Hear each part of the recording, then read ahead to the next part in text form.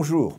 Pour ceux qui parmi vous suivez l'actualité religieuse, il ne vous aura pas échappé que dans le temps de préparation du futur synode des évêques sur la famille, certains cardinaux ne partagent pas la même vision en ce qui concerne les divorcés remariés et l'interdiction qui leur est faite de recevoir l'Eucharistie, c'est-à-dire de communier au cours de la messe.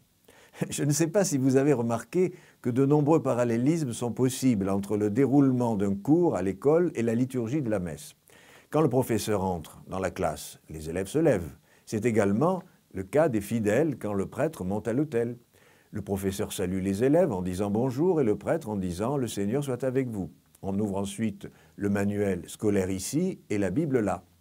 On lit un ou deux passages à haute voix dans les deux cas, puis on les explique, le professeur en faisant son cours et le prêtre en prononçant l'homélie.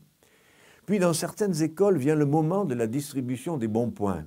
Mais à la différence du professeur des écoles, le prêtre ne distribue pas de bons points à ceux qui se distinguent par leur comportement, par leur connaissance, par leur assiduité.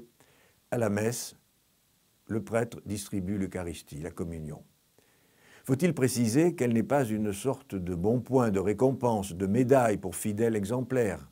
L'Eucharistie, le corps du Christ, est la nourriture dans laquelle puiser la force pour affronter les épreuves, pour être plus juste, plus attentif et plus accueillant envers les autres, pour approfondir sa proximité avec le Christ.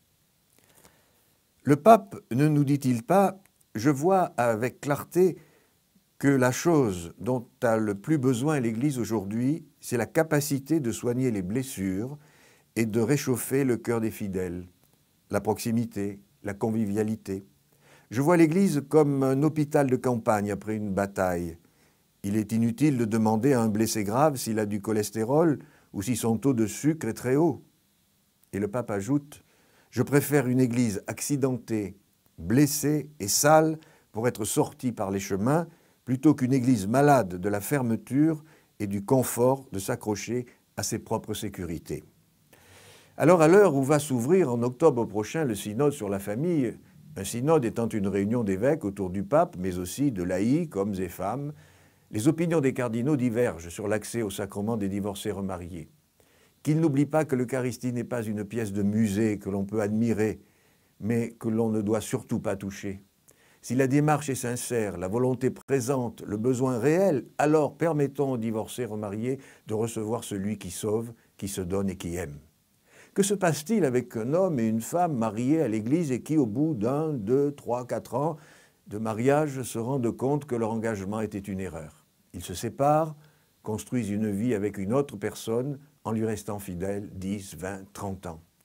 Doivent-ils porter toute leur vie le poids de l'échec et la souffrance de ne plus pouvoir puiser à la source de l'amour, être regardés par les autres comme ceux qui ont commis l'irréparable péché de l'erreur conjugale, d'être au fond une sous-catégorie de catholiques? J'ai bon espoir. Au premier temps de l'Église, quand les apôtres ont débattu de savoir si ceux qui demandaient le baptême devaient aussi obéir à toutes les prescriptions de la loi de Moïse, ce sont les rigoristes qui ont perdu. Et l'Évangile s'est répandu dans tout l'Empire romain.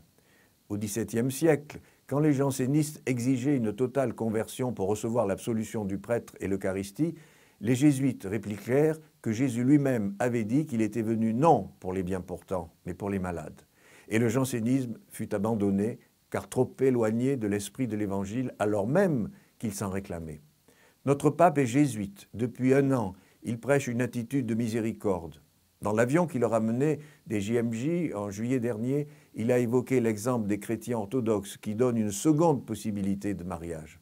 Je suis convaincu que nous trouverons le chemin qui permettra de maintenir à la fois l'indissolubilité du mariage et la manifestation de la miséricorde de Dieu envers toute femme et tout homme en souffrance. À bientôt.